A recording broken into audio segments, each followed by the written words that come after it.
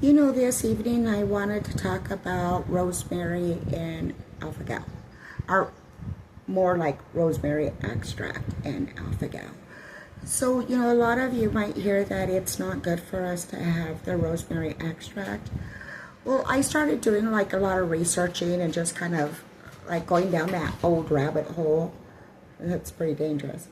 But I did find out that it's not so much the rosemary extract that we're like allergic reaction, we're allergic to it, so to speak. It's the carrying agent that they use in the extract.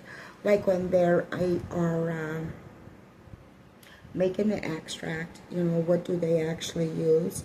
And a lot of them do use beef tallow as a carrier.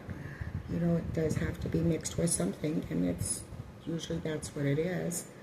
But some companies I've heard are now going over to the canola oil in their rosemary extract. I think it's just something we need to call their customer service and ask.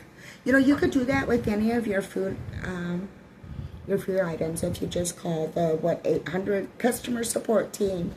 They'll gladly be able to tell you. It's that's why, because it is the carrier that they use in the extract. So it's just crazy that there's just so many foods that we really have to watch. It's not just actually the rosemary extract is a big one, but so is carrageen. Carragene's in everything that we eat, and carrageen is a big trigger for a lot of people with alpha-gal. So, if you don't make your food from scratch, or even, you've got to know what's in your food, because it will make us really sick. Lately I've been putting like a menu, not like a menu, but like a picture of our dinner, just to kind of help the support community have different ideals for dinner. So, if you have like a nice dinner, just take a snapshot, drop it in the comments. That'd be pretty cool, because I'm always curious what other people are making for dinner. Tonight we had chicken wings and french fries. Boring. But, at least we were blessed to have food. It beats the alternative, that's for sure. We could be having turkey with a rosemary extract. Wouldn't that be just terrible? But anyway, yeah, and of course, Kaylee and Dusty were able to get some french fries. We don't give them chicken on the bone because the bones aren't good for them. But they did have french fries. And then that's when we supplement their dog food. They are alpha-gal dogs. Probably, I hope I'm not the only one in the whole world that has alpha-gal friendly dogs. I wouldn't think so. But we're just going to continue on this journey and help each other and give little tidbits. And if you want to keep your pets, go over to an alpha-gal dog. Just change their diet to where they're alpha-gal as well. I don't know if it works yet or not. They've been, I want to say like 2 weeks on their new food, but they're not suffering any. So anyway, what I mean by suffering, they're not missing the beef or the pork, or the venison or lamb or whatever's in dog food fillers. You know what I mean? But I didn't mean to go off course, but I did want to talk about the vanilla extract, that it's not really the extract that we're allergic to. It's just the carrier, what they use as that goes. Because there's lots of food that we can have. I mean, I guess we should focus on that bit. Be happy that we've got those. As a support community, I think we can learn a lot from each other.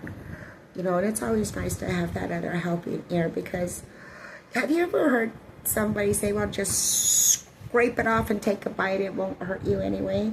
That one always cracks me up. Yeah.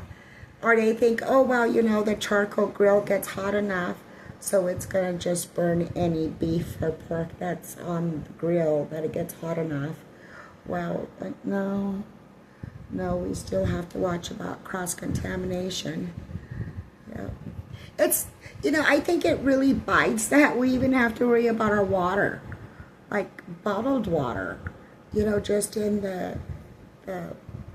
like the plastic that it comes in. This is a root beer, but the plastic bottle itself can get us sick because we don't know what what it's held in.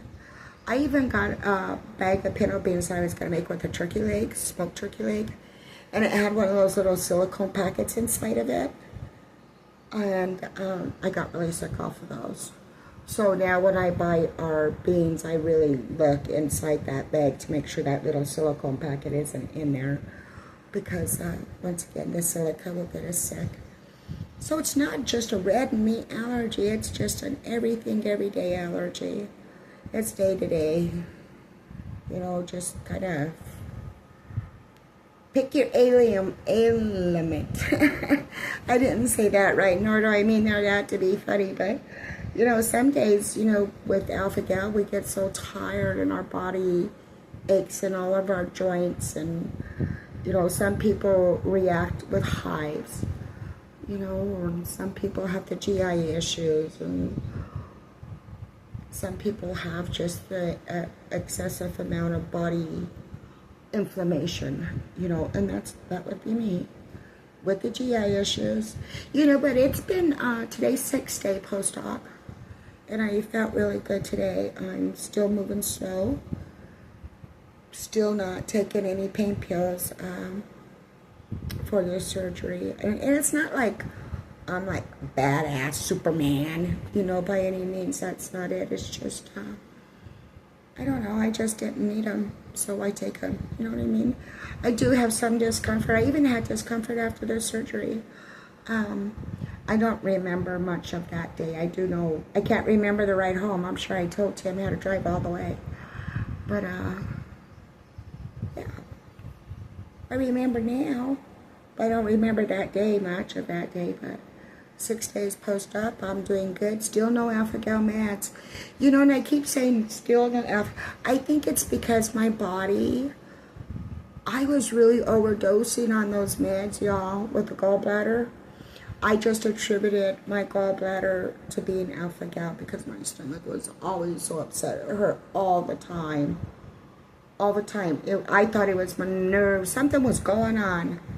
You know, and I think, you know, now that the gallbladder is gone, being 6 days, I can definitely, honestly say that I was way overtaking my alpha-gal meds, because I should only need them if I have eaten something that I shouldn't have, or been environmentally exposed to something that I shouldn't. Because, you know, once again, I'm very fume reactive.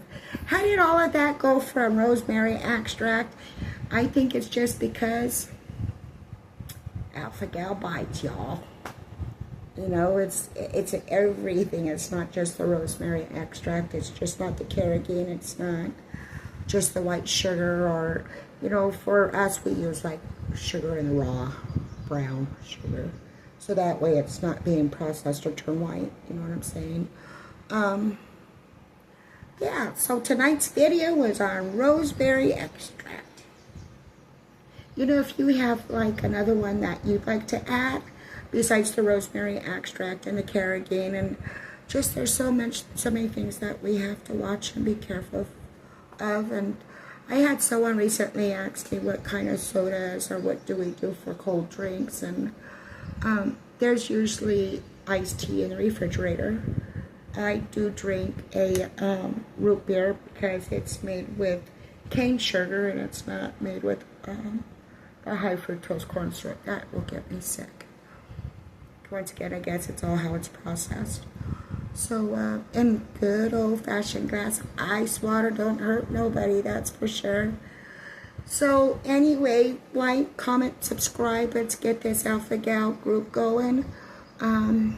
It's building slowly, but we're getting there. And without your input, it's not going to be much. You know what I'm saying? So, leave comments, you know, leave pictures of your dinner. Let's start talking to each other and start making friends. You know, I think the potential's there, and I think it could go very well. You know what I mean? So, drink plenty of water. Don't eat any suspicious food. And Always stay beautiful.